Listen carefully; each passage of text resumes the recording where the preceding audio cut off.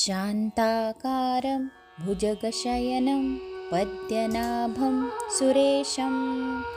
विश्वाधारं गगनसदृशं मेघवर्णं शुभांगं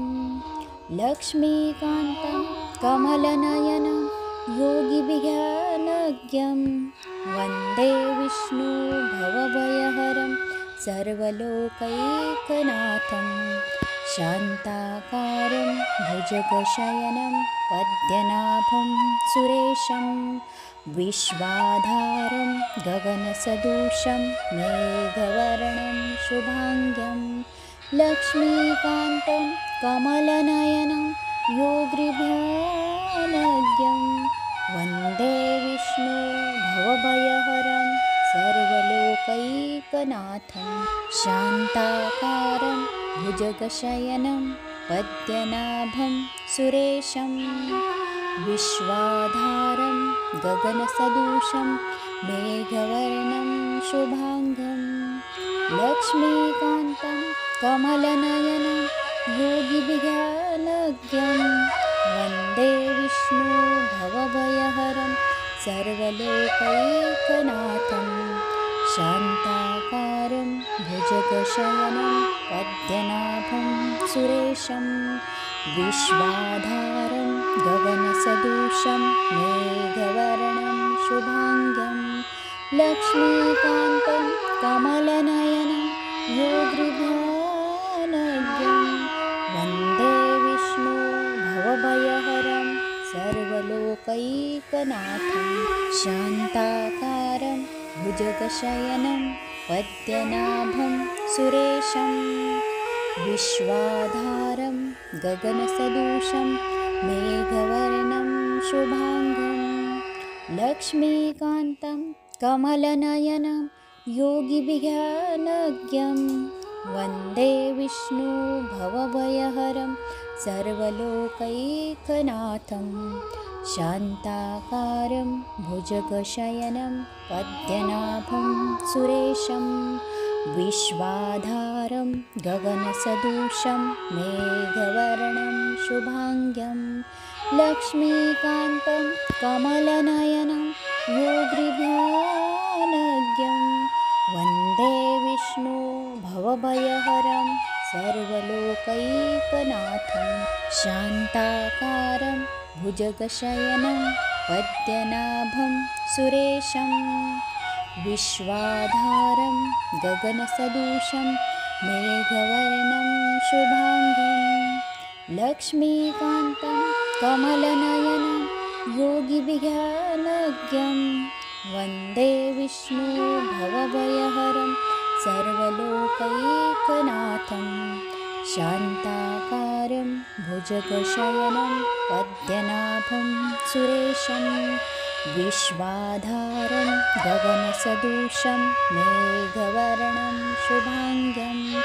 लक्ष्मीकान्तं कमलनयनं योगिभिर्ध्यानज्ञं वन्दे विष्णु भवभयहरं सर्वलोकैकनाथं शान्ताकारं भुजगशयनं पद्मनाभं सुरेशं विश्वाधारं गगनसदृशं मेघवर्णं शुभांगं लक्ष्मीकान्तं कमलनयनं योगिभिर्ध्यानज्ञं वन्दे विष्णु भवभयहरं सर्वलोकैकनाथं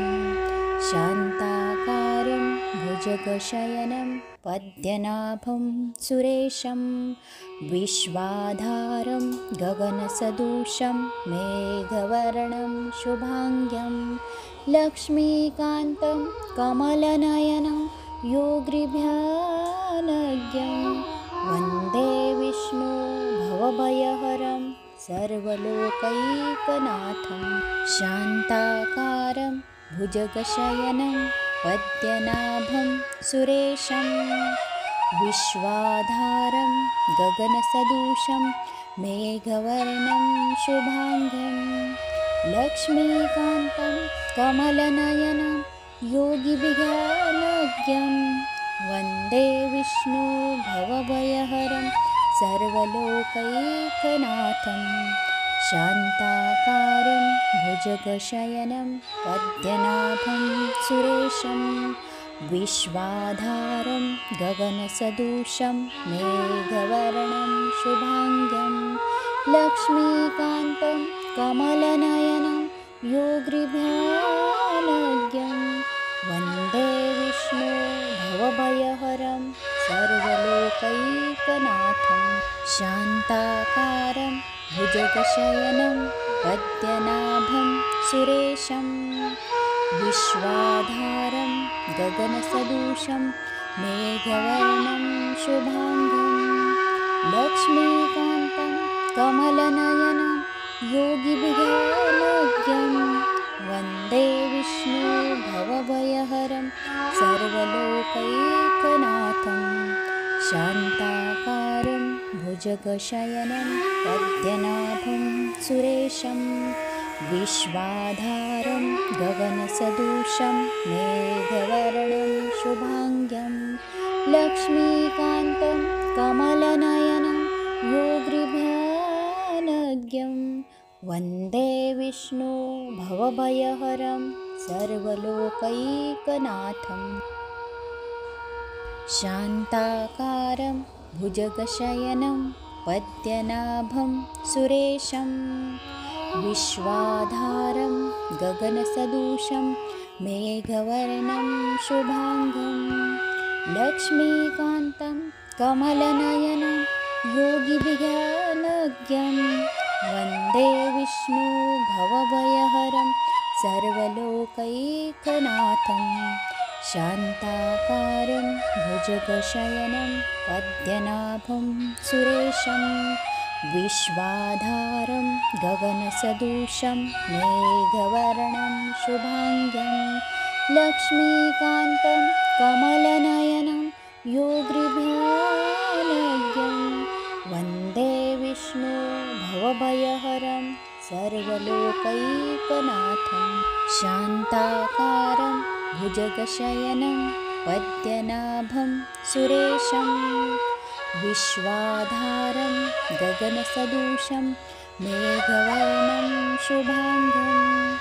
लक्ष्मीकान्तं कमलनयनं योगिभिर्ध्यानज्ञं वन्दे विष्णु भवभयहरं सर्वलोकैकनाथं शान्ताकारं भुजगशयनं पद्मनाभं सुरेशं विश्वाधारं गगनसदृशं मेघवर्णं शुभाङ्गं लक्ष्मीकान्तं कमलनयनं योगिभिर्ध्यानज्ञं वन्दे विष्णु भवभयहरं सर्वलोकैकनाथं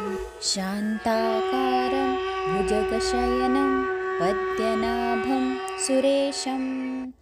विश्वाधारं गगनसदृशं मेघवर्णं शुभाङ्गं लक्ष्मीकान्तं कमलनयनं योगिभिर्ध्यानज्ञं वन्दे विष्णु भवभयहरं सर्वलोकैकनाथं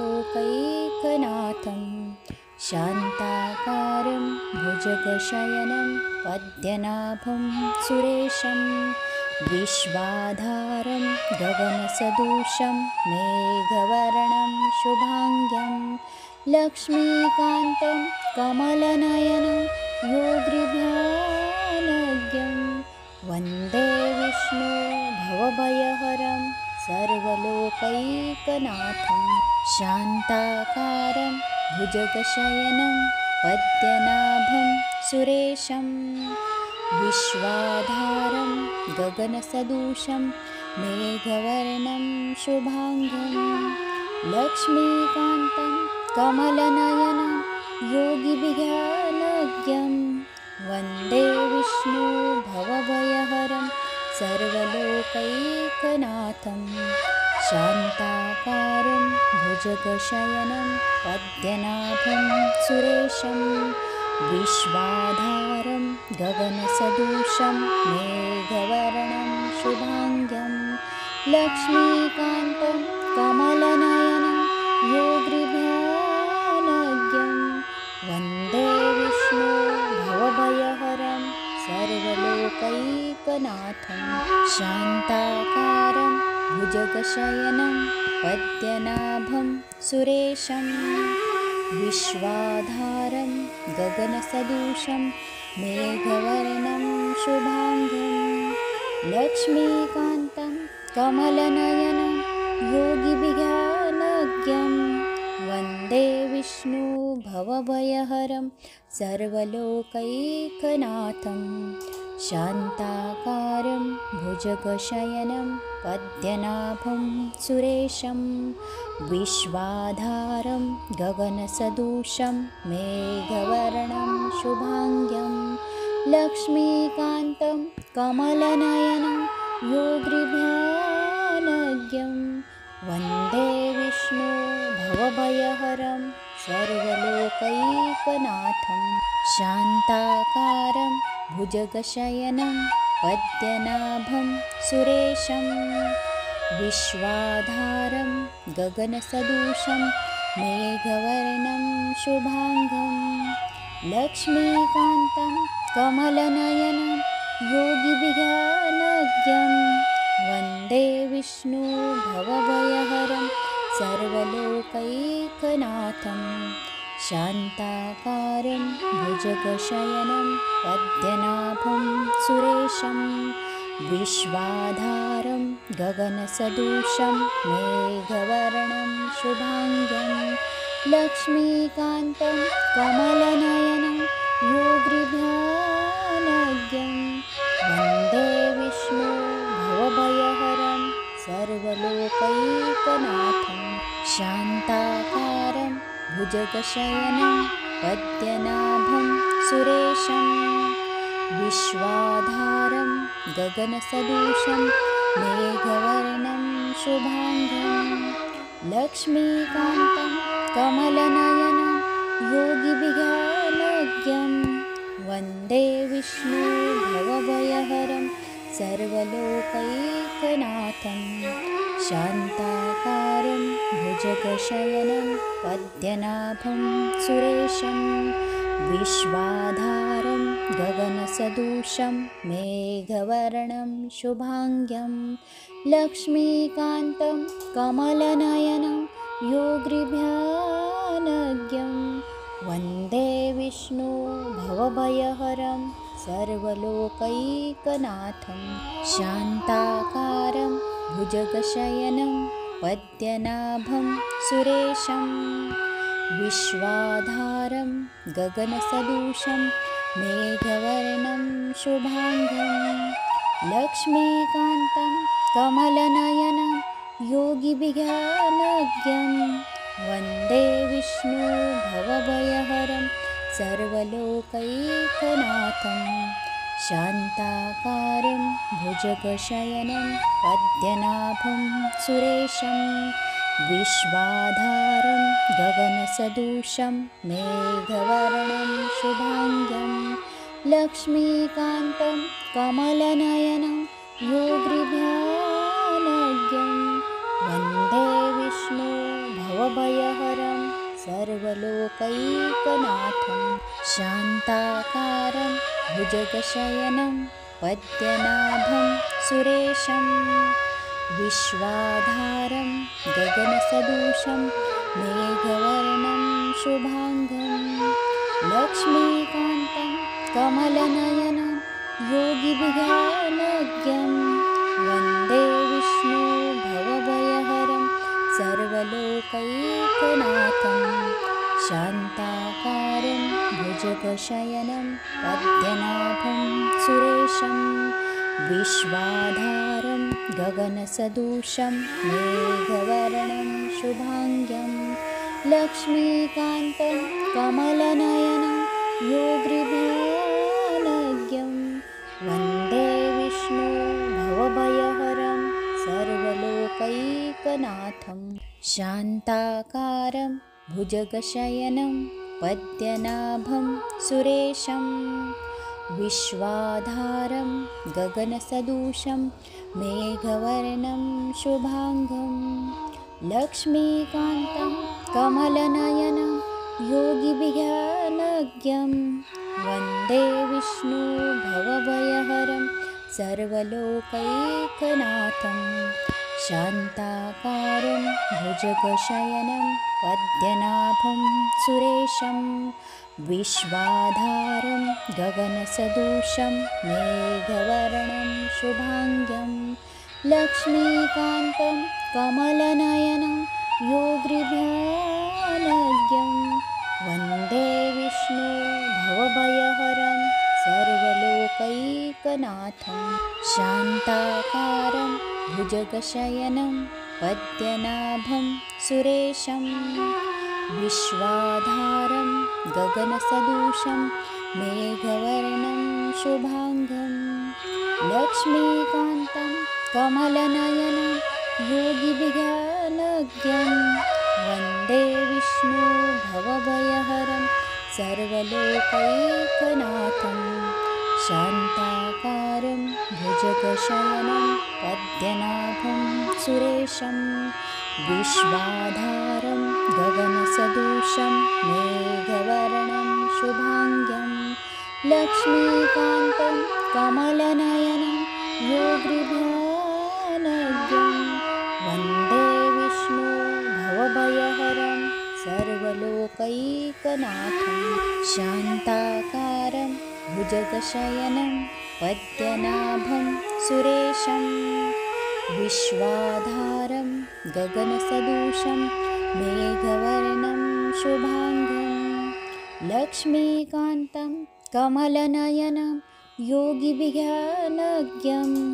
वन्दे विष्णु भवभयहरं सर्वलोकैकनाथं शान्ताकारं भुजगशयनं पद्मनाभं सुरेशं विश्वाधारं गगनसदृशं मेघवर्णं शुभाङ्गं लक्ष्मीकान्तं कमलनयनं योगिभिर्ध्यानज्ञं वन्दे विष्णु भवभयहरं सर्वलोकैकनाथं शान्ताकारं भुजगशयनं पद्मनाभं सुरेशं विश्वाधारं गगनसदृशं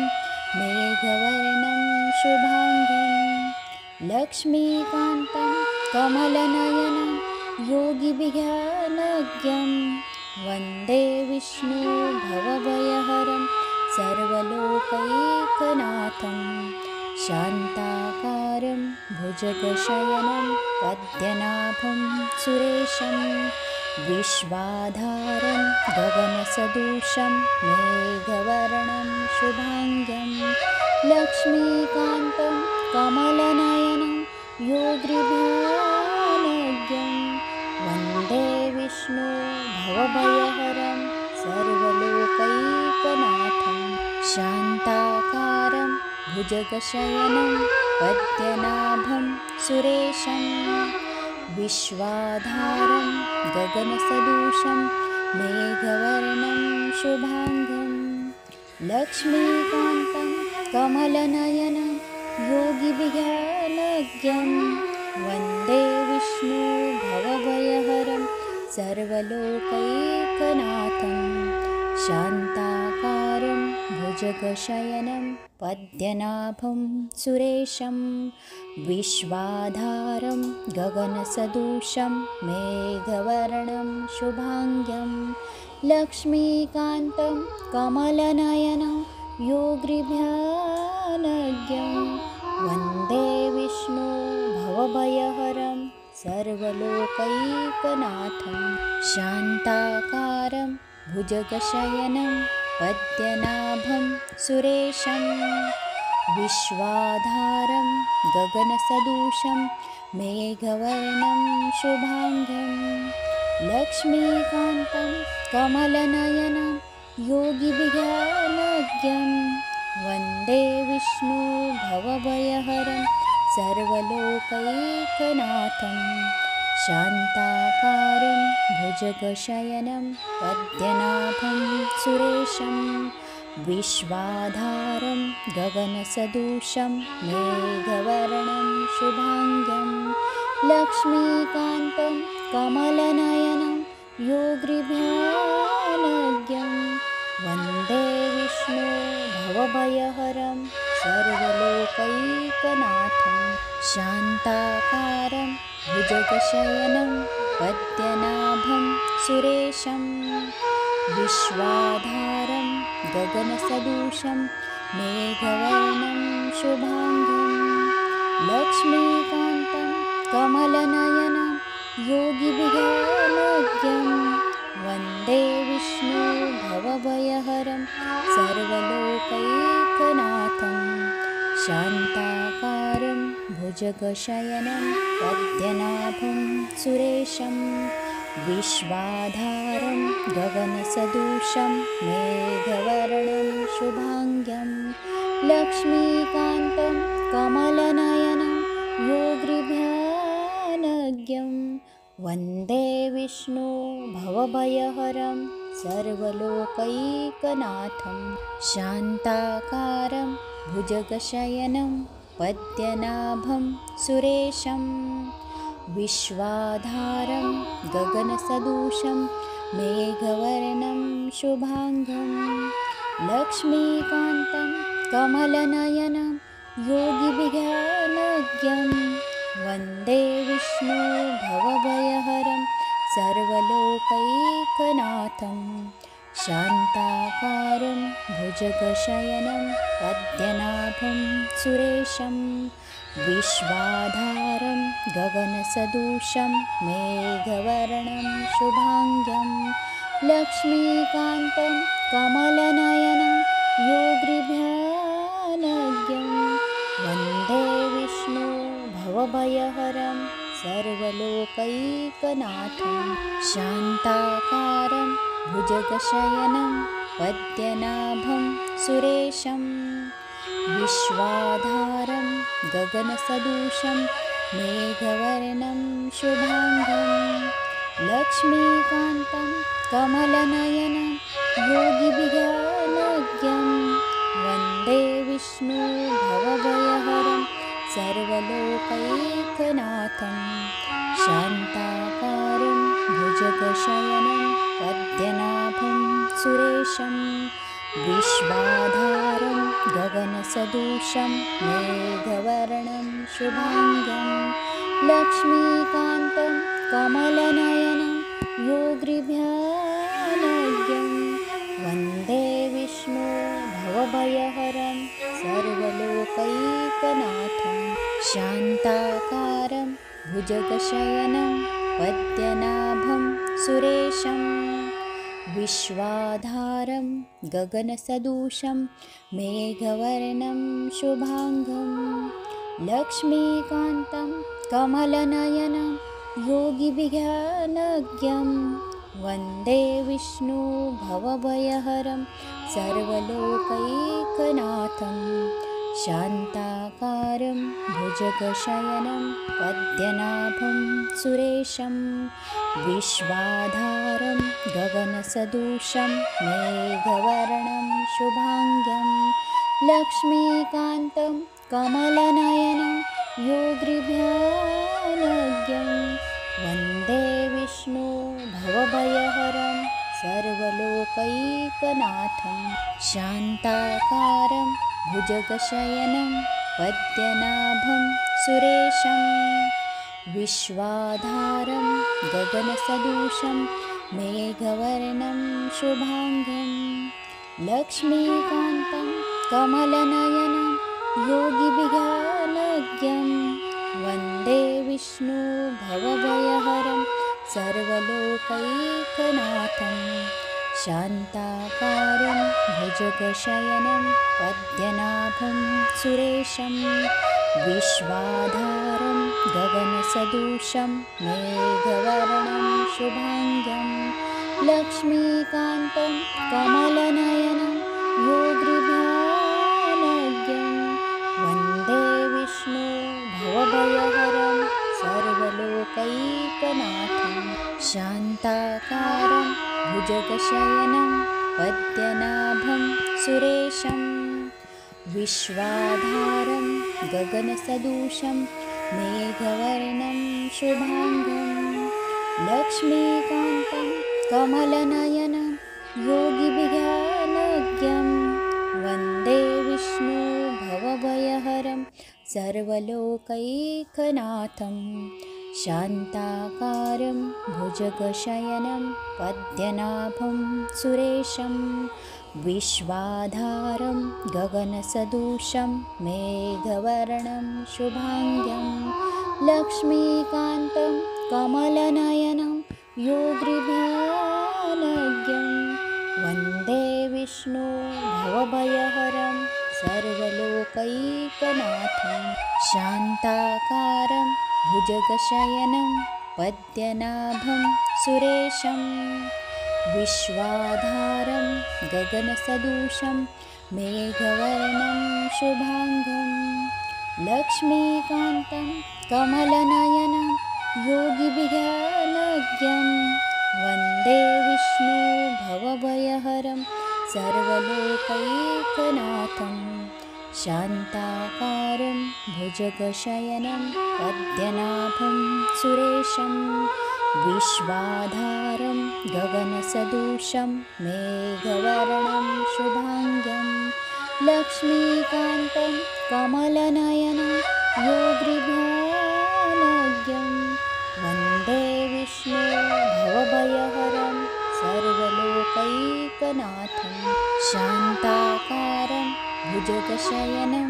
पद्मनाभं सुरेशं विश्वाधारं गगनसदृशं मेघवर्णं शुभाङ्गं लक्ष्मीकान्तं कमलनयनं योगिभिज्ञानज्ञं वन्दे विष्णु भवभयहरं सर्वलोकैकनाथं शान्ताकारं भुजगशयनं पद्मनाभं सुरेशं विश्वाधारं गगनसदृशं मेघवर्णं शुभाङ्गं लक्ष्मीकान्तं कमलनयनं योगिभिज्ञानज्ञं वन्दे विष्णु भवभयहरं सर्वलोकैकनाथं शान्ताकारं भुजगशयनं पद्मनाभं सुरेशं विश्वाधारं गगनसदृशं मेघवर्णं शुभाङ्गं लक्ष्मीकान्तं कमलनयनं योगिभिज्ञानज्ञं वन्दे विष्णु भवभयहरं सर्वलोकैकनाथं शान्ताकारं भुजगशयनं पद्मनाभं सुरेशं विश्वाधारं गगनसदृशं मेघवर्णं शुभाङ्गं लक्ष्मीकान्तं कमलनयनं योगिभिज्ञानज्ञं वन्दे विष्णु भवभयहरं सर्वलोकैकनाथं शान्ताकारं भुजगशयनं पद्मनाभं सुरेशं विश्वाधारं गगनसदृशं मेघवर्णं शुभाङ्गं लक्ष्मीकान्तं कमलनयनं योगिभिज्ञानज्ञं वन्दे विष्णु भवभयहरं सर्वलोकैकनाथं शान्ताकारं भुजगशयनं पद्मनाभं सुरेशं विश्वाधारं गगनसदृशं मेघवर्णं शुभाङ्गं लक्ष्मीकान्तं कमलनयनं योगिभिज्ञानज्ञं वन्दे विष्णु भवभयहरं सर्वलोकैकनाथं शान्ताकारं भुजगशयनं पद्मनाभं सुरेशं विश्वाधारं गगनसदृशं मेघवर्णं शुभाङ्गं लक्ष्मीकान्तं कमलनयनं योगिभिज्ञानज्ञं वन्दे विष्णु भवभयहरं सर्वलोकैकनाथं